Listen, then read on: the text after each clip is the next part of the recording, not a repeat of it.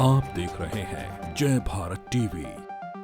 चुनाव में किसी राजनीतिक दल का कोई दावेदार अगर टिकट न पाए और बागी हो जाए और बागी होकर निर्दलीय चुनाव में कूद जाए तो मुसीबत। और अगर टिकट कटने के बाद बागी न हो लेकिन नाराज होकर घर बैठ जाए तो मुसीबत और ज्यादा। और एक तीसरा पहलू और है जो सबसे बड़ी मुसीबत है।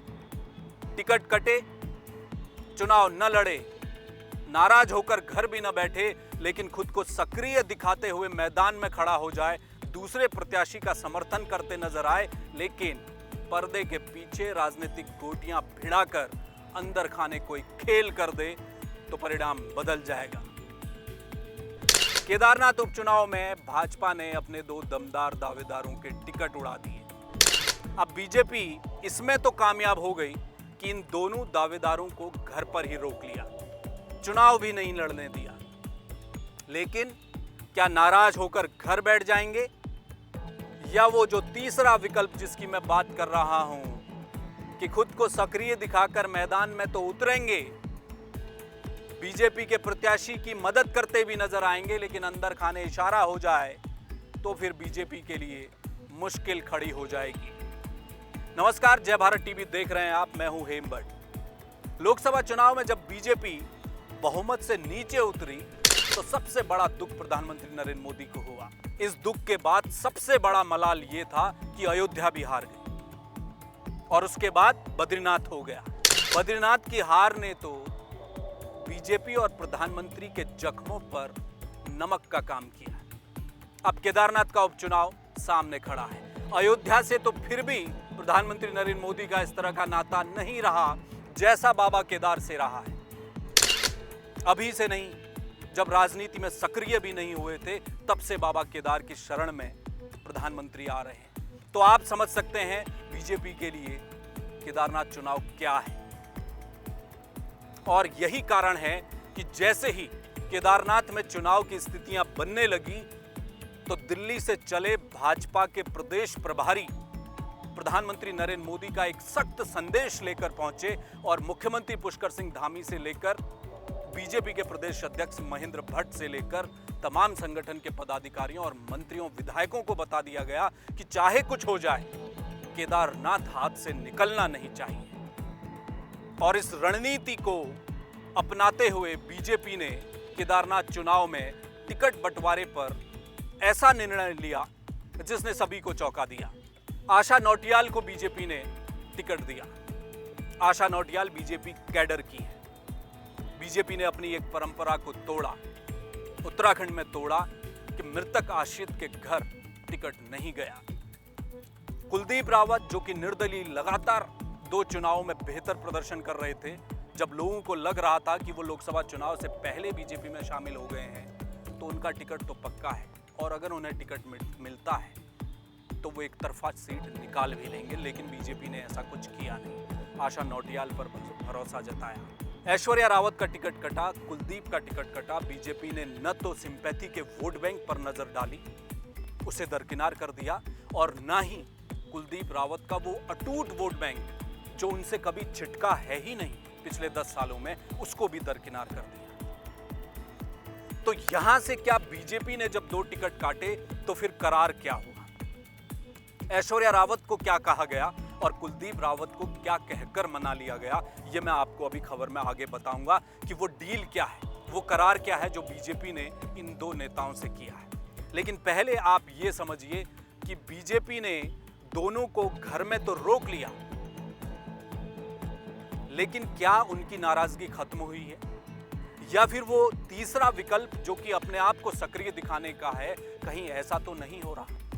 ये दुश्वारियां हैं टिकट कटने के बाद दोनों दावेदारों को बीजेपी कैसे अपने साथ जोड़ेगी, क्योंकि ये तय है कि इन दोनों दावेदार यानी कि ऐश्वर्या रावत जिनके साथ अपनी मां की सिंपैथी का वोट भी इस बार होगा, उनके अपने समर्थक कार्यकर्ता भी होंगे, वो वोट बैंक, और कुलदीप रावत का वो 13,000 का वोट बैंक जो पिछले 2 चुनावों में उनसे छिटका नहीं है कभी, उस वोट बैंक को कैसे बीजेपी सहेजेगी, क्योंकि वो वोट बैंक जिस भी प्रत्याशी के साथ चला जाएगा उसके सर जीत का सेहरा सजना लगभग तय है। ऐश्वर्या रावत और कुलदीप रावत, बताया यह भी जा रहा है दोनों नाराज नहीं है, पार्टी के साथ ही काम भी कर रहे हैं, यह दिखाया जा रहा है। लेकिन वो तीसरा विकल्प, क्या उसके लिए भाजपा सजग है, यह बड़ा सवाल है। क्योंकि ऐश्वर्या रावत अभी तक इस बात से, इस सदमे से बाहर नहीं आ पाई हैं कि वो अपनी मां को खो चुकी हैं। मां को खोए हुए वक्त नहीं हुआ है। और बीजेपी ने मृतक आश्रित को टिकट देने की परंपरा को तोड़ा भी तो कहां आकर तोड़ा, ऐश्वर्या रावत के घर पर तोड़ा। वो लगातार काम कर रही थी, उनका पहला हक था अपनी मां के बाद उस राजनीतिक जमीन को सींचने का, उस पर काम करने का। केदार घाटी में जो मां जहां तक अपने साथ लोगों को जोड़ पाई, लोगों की मदद कर पाई, विकास के कार्य कर पाई, वहां से आगे ऐश्वर्या रावत को कुछ करना था, इसलिए वो तैयारी कर रही थी। लेकिन टिकट नहीं मिला। लेकिन अब वो जो सिंपैथी का वोट है, वो आशा नौटियाल को तो जाने से रहा। शैला रानी रावत के जो समर्थक थे, उनके जाने का जिनको गम सता रहा है, अगर बेटी को टिकट मिलता तो वो सिंपैथी का वोट कहलाया जाता जो उन्हें मिलता। लेकिन क्या आशा नौटियाल को मिलेगा? उल्टा ये ना हो जाए कि वो सिंपैथी का वोट, क्योंकि कई चुनाव में हमने देखा है कि सिंपैथी जब गुस्से में बदलती है तो गुस्से में वो वोट विपक्षी खेमे की तरफ बढ़ जाता है। क्या ऐसा तो नहीं होने वाला? अब बात है कुलदीप रावत की। कुलदीप रावत भले ही अभी सक्रिय नजर आ रहे हैं, वो कुलदीप रावत जिन्होंने 2017 का चुनाव लड़ा, और क्या शानदार लड़ा। वो 13,000 से ज्यादा वोट लेकर आए, दूसरे नंबर पर रहे, बीजेपी के प्रत्याशी को भी हरा दिया था 2017 में कुलदीप रावत ने, और 2022 में कांग्रेस के प्रत्याशी को हरा के दूसरे नंबर पर कायम रहे।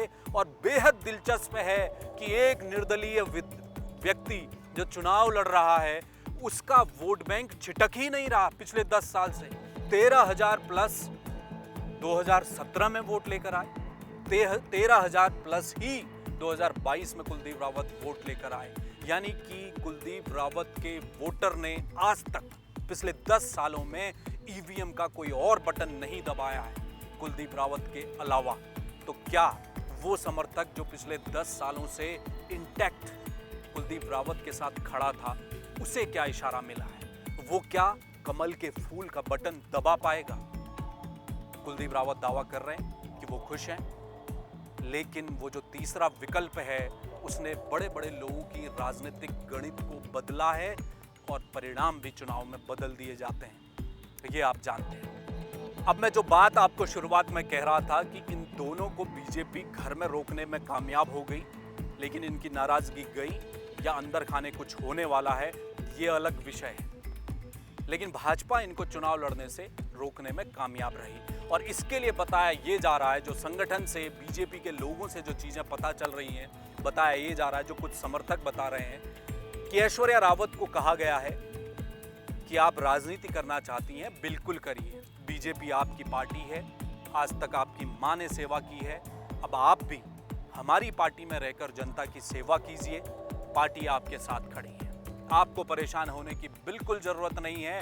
विधायकी का टिकट नहीं मिला, आज नहीं मिला, आने वाले समय में मिलेगा, लेकिन तब तक आपको सरकार में राज्य मंत्री का पद भी दिया जा सकता है। बीजेपी की ये कोशिश रहेगी कि आपको मंत्री पद दे दिया जाए, क्योंकि दायित्व तो बंटने हैं। केदारनाथ चुनाव के बाद कैबिनेट का विस्तार होने की भी खबर है। तो क्या ऐश्वर्या रावत इस बात पर मान गई हैं? ये एक बड़ा सवाल। ये खबर आ रही है, मैं ठोस इस करार पर कितना ठोस तरीके से ये करार हुआ है मैं उस पर नहीं जा रहा, लेकिन खबर यही है कि ऐश्वर्या रावत को राज्य मंत्री का एक पद देने की बात कही गई है। और वो कितने ठोस रूप से कही गई है, कितनी पुख्ता है, उसे हम अभी अलग रखते हैं। कुलदीप रावत से ये कहा गया है, जो पता चल रहा है, कि आप तैयारी कीजिए, क्योंकि बीजेपी पहले कह चुकी थी, संगठन के भीतर चर्चा ये भी थी कि इस बार बीजेपी जिसे टिकट देगी उसे 2027 में केदारनाथ से टिकट नहीं देगी। तो क्या कुलदीप रावत से पार्टी ने ये कह दिया है कि आप 2027 की तैयारी कीजिए, 2 साल की विधायकी है, आप काम कीजिए, 2027 में हम आपको टिकट दे देंगे? खबरें यही आ रही हैं। तो क्या इसके बाद कुलदीप रावत मान गए? लेकिन राजनीति है, राजनीति में वादों का क्या? वादे हैं। हमने पहले भी बहुत बड़े बड़े वादे देखे हैं, लेकिन हर दिन बदलती राजनीति वादों को उड़ा ले जाती है। और इस बात का एहसास कुलदीप रावत को भी है, और कुलदीप रावत को तो होना चाहिए। वो तो 2 बार से निर्दलीय चुनावी मैदान में खड़े हो रहे हैं। जब एक दौर ऐसा था 2017 का, जब मोदी लहर थी, प्रचंड मोदी लहर थी, और प्रचंड बहुमत के साथ बीजेपी 2017 में उत्तराखंड में काबिज हो गई। उस दौर में भी उन्होंने केदारनाथ, भले ही उस समय कांग्रेस जीती, लेकिन दूसरे नंबर पर बीजेपी प्रत्याशी से आगे रहे थे कुलदीप रावत, और 2022 में भी दूसरे नंबर पर रहे थे। तो कुलदीप रावत क्या इस बात से मान गए हैं कि आने वाले समय में उन्हें टिकट मिलेगा, या फिर खेल कुछ और होने वाला है? ये बहुत दिलचस्प अब केदारनाथ का चुनाव होने वाला है। आज मैं मुद्दों की बात नहीं कर रहा हूं, मैं केवल बीजेपी के टिकट बांटने और जिस टिकट, जो चेहरा बीजेपी ने उतारा है, आशा नौटियाल, वो बिल्कुल ऐसा नहीं है कि वो चुनाव जीतने वाली प्रत्याशी नहीं है। वो बेहतर प्रत्याशी है, बहुत प्रत्याशियों से बेहतर है। 2 बार विधायक रह चुकी हैं, महिला चेहरा तो है ही, साथ में उत्तराखंड बीजेपी महिला मोर्चे की प्रदेश अध्यक्षा भी हैं। कोई कमी नहीं है, बीजेपी काडर के भी हैं। लेकिन ये जो निर्दलीय और सिंपैथी वोट का खेल हो जाए तो फिर मामला बिगड़ सकता है बीजेपी के लिए। इसलिए शुरुआत से ही मुख्यमंत्री तो ये डिक्लेयर कर चुके हैं कि विधायक तो मैं हूं यहां का। मुख्यमंत्री को ये कहने की जरूरत क्यों पड़ी? क्यों 5-5 मंत्रियों की ड्यूटी वहां लगा दी गई? बहुत सारे मुद्दे थे। केदारनाथ की जो फ्रेंचाइजी दिल्ली में खोल देने का मामला था, शिला यहां से दिल्ली पहुंच गई, मुख्यमंत्री खुद उसका शिलान्यास में शामिल हुए। केदारनाथ सोना चोरी का प्रकरण है, सच्चाई क्या है वो भविष्य के गर्भ में है, लेकिन चर्चा तो हो रही है। पुनर्निर्माण का मसला है, जो पंडित है, तीर्थ पुरोहित है, उनके हक हकूक का मामला है। बहुत सारे मुद्दे हैं केदारनाथ यात्रा को लेकर है। लेकिन इन सब के बीच में टिकट बंटवारे में कहीं बीजेपी ने कुछ गड़बड़ तो नहीं कर दी, ये दिखाई दे रहा है। हालांकि बीजेपी मजबूती से ये कह रही है कि उनका ये मास्टर स्ट्रोक है आशा नौटियाल को लाने का, लेकिन जो बाहर से दिख रहा है वो कुछ और कह रहा है। वो ये भी कह रहा है कि वो सीट केदारनाथ की जो राजपूत बहुल्य सीट है, वहां राजपूत ज्यादा है, 50% से ज्यादा राजपूत हैं। उस सीट में बीजेपी एक महिला ब्राह्मण का चेहरा ले आई, कांग्रेस के पास ठाकुर चेहरा है। तो क्या ये भी एक असर है? इसका भी कुछ असर होने जा रहा है। इसलिए बीजेपी के लिए केदारनाथ की चढ़ाई कठिन है, खड़ी है। उसे चढ़ना होगा उत्तराखंड भाजपा के संगठन को, मुख्यमंत्री को, क्योंकि प्रधानमंत्री नरेंद्र मोदी का सीधा जुड़ाव है और आध्यात्मिक जुड़ाव है। इसीलिए मैंने कहा कि बद्रीनाथ और अयोध्या से भी उतना जुड़ाव नहीं है पीएम नरेंद्र मोदी का जितना केदारनाथ से है। और अगर केदारनाथ फिसल गया तो फिर सवाल उठेंगे कि बीजेपी की हिंदुत्व वाली राजनीति का क्या फायदा। आज के लिए इस खबर में मेरे साथ बस इतना ही। किसी और खबर के साथ मैं आपसे फिर मिलूंगा, लेकिन तब तक के लिए आप देश और दुनिया की तमाम छोटी बड़ी खबरों के लिए देखते रहिए जय भारत टीवी। मुझे दीजिए इजाजत, नमस्कार।